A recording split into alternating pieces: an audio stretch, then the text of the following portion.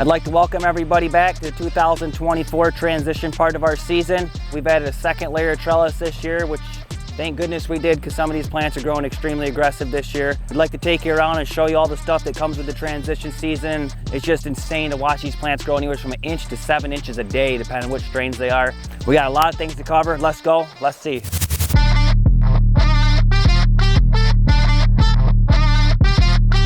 This point in the grow is transition time. This will be the last dose of veg formula they get, and we'll be switching over to a bud formula here next week to encourage the big growth of buds. Right now we're trying to keep the nice green, healthy plants to the last moment here. And it's very crucial as you're coming into flowering to push lots of nutrients, and especially organic nutrients, is to build a lot of terpenes. The sulfur that's in here and the calcium that's in here makes good strong flowers, strong branches, and just makes a really healthy product. As you can see, it's got oyster shells, alfalfa meal, blood meal. It's got all the good stuff that all the growers have used for many decades in their backyard gardens. And we do this every 7 to 14 days. We have a crew of 8 to 9 guys help install this, and it takes us a couple days to get across this whole garden. So by the end of the year, we have almost the same amount in labor as we have in fertilizer, but it makes a superior product, and I don't think we'll ever cheapen it out of the scale. Can't replace natural stuff. God's gift. Rubber in nice and good, make magic happen. Well, as we said before, we got 8,000 plants on this field, so as you can only imagine, it ain't for the faint of heart. Not many will do this. It'll physically, mentally, emotionally break most people. It looks easy just doing a few plants here, but when you crawl like this all day for 2 or 3 days in a row, you literally got calluses on your knees that look like knee pads themselves. Not many hold up to it. I walk these rows sometimes for 3-4 days to get across this field and physically check every single plant, broken branches, look for any problems, pests, you name it. Luckily, we don't have many issues here on this farm. We got the airflow.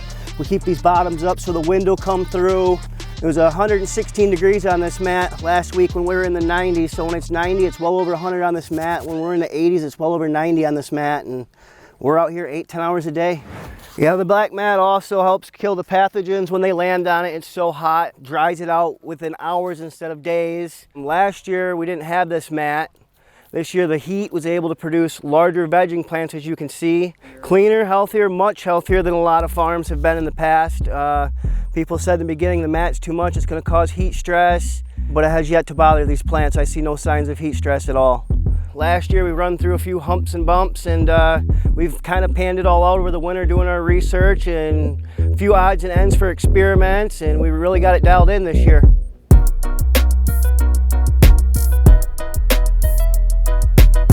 This is a special strain we got called Banjo. Puts out a citrus orange flavor. Originally originated from Sonoma County, California. Ran it last year and was one of the plants that really caught my eyes. It had 3 different phenos in it. It's one of our special plants because I'm a sativa lover myself, and we have a handful of sativas on the farm, and it's just great to be able to grow the sativas in this kind of weather. So this Banjo this year is actually outperforming what we had last year. We planted similar time frames as last year, but last year we had the Canadian smokes and the non-stop rains, and this year we have favorable sun and good weather, and this plant is really meeting our expectations beyond what we expected. This is a very healthy plant this year. A lot of strains of sativa won't thrive very well, so we tried to isolate the ones that do flower in time for us, so it's selective amount of sativa strains we can actually run, but we try to bring those to the market for everybody. We've got the Trainwreck, we've got Amnesias, we got, all in all, a lot of different sativa varieties out here for people to try out. The more sunlight we get, the bigger and brighter they grow, and everything's actually flowering about 2 weeks sooner this year than they did last year because they're getting the sunlight they deserve. This is the one and only cotton candy. We've had this one in the garden for several years running, and we brought this one back by popular demand. This is the extract that tastes just like cotton candy. This plant, just like the Banjo, is actually giving us quite a surprise this year. The last years we grew it, they didn't perform as well as it did this year. The sun is so much brighter, and the heat and the black mat builds up the temperature a little bit out here, and I think that has a lot to do with how fast we vegged out and how healthy these plants are. As it might not look like the leaves are pulled out on them, they grow back so fast that you can hardly tell sometimes, but everything in this garden's been cycled through 5 times and cleaned out, and we're working on the 6th run right now as we're coming across. It takes a lot of dedicated trimming and pruning on these plants, just like grapes or apples or any other kind of fruit that produces good for you. The more you trim it, the better the rewards are. And you leave an apple tree unpruned, it really don't produce good fruit. It just puts on lots of little apples, and by pruning them up and removing stuff off them, they're definitely putting on nice flowers this year.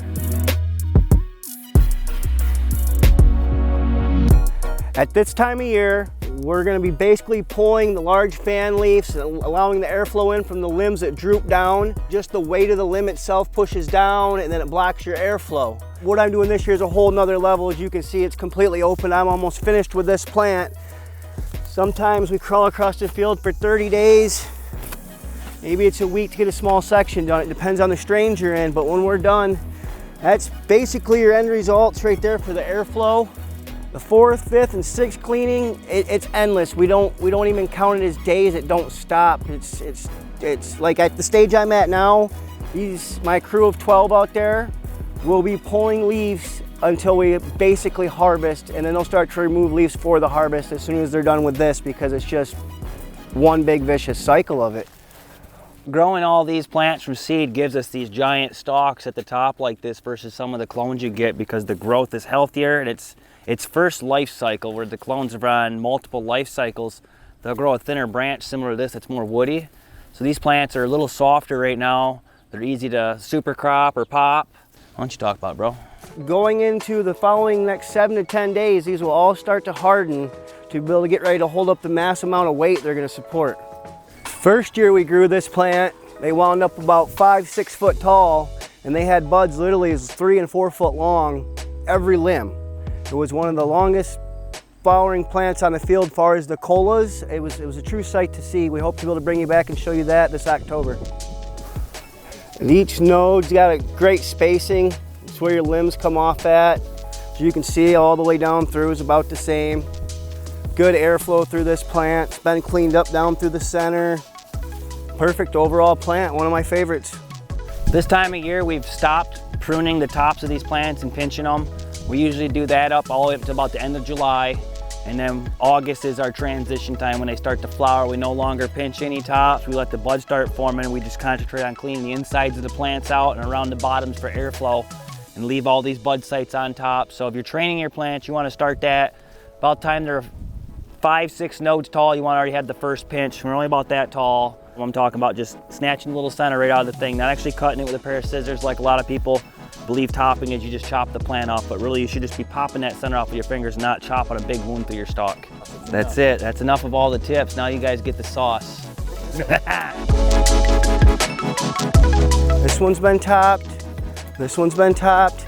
And here we come to the untopped. As you notice the difference, more of a straight up Christmas tree shaped structure to it. All these behind us here through here are untopped. As my brother said, it's R&D. Each strain gets a little different treatment. That's a large portion of hybrid indica genetics right there. Big, wide, fat leaves, almost the size of a paper plate. Our lemon tree's in a very early stage of bloom right here right now. It's the time of year I start walking for males, when I start seeing the little pistils coming out and whatnot. I've got to comb the whole field roughly 5 times. It takes me about 3 to 4 days of steady walking to get across the first time. First 3 times I do it on foot. I flag anything I'm suspicious of, maybe a hermaphrodite. I mean, I've sucked so many thousands of plants that I can basically just give it a quick glance and move on. But if there's anything that concerns me, it gets a ribbon tied to it, the row's written down, I come back, I check them plants, and on the 4th run I can finally get on something and ride, because the flowers are coming far enough along just to make sure I didn't miss anything, nothing's acting up. This is a strain called Whipped Lemons. This is the whip that they use in the spice cut crossed back to our strawberry lemonade. And we are the only ones running this flavor currently as of now, and hopefully for the next few years we'll be the only ones running this seed strain. They're definitely sizing up, super fair for this time of year. I would definitely like to give a shout out to Mendo 2020 for creating this special plant for us. This plant hasn't even started to flower yet, so I'm expecting this plant to double its size, which is going to be astonishing, because this is our 3rd year here, and obviously every year we're getting better and better and better, and next year to come will even be better yet. But the size of plants that we're going to have this year is just mind-boggling compared to the last couple years, and a lot of the other farms I've seen. Like, they're just going to be huge. I definitely see why Jason loves seeds so much. This is our Biscotti Mints. I started this seed April 16th, and it's made its way out on the pad here about, I think May 7th I brought it out here on the pad if I remember right. This plant's harvested into 270 gallon pot. I'm expecting this plant to double its size still. It really should grow all the way out to about right here somewheres. And should be 2 foot taller than that brace when it's all said and done.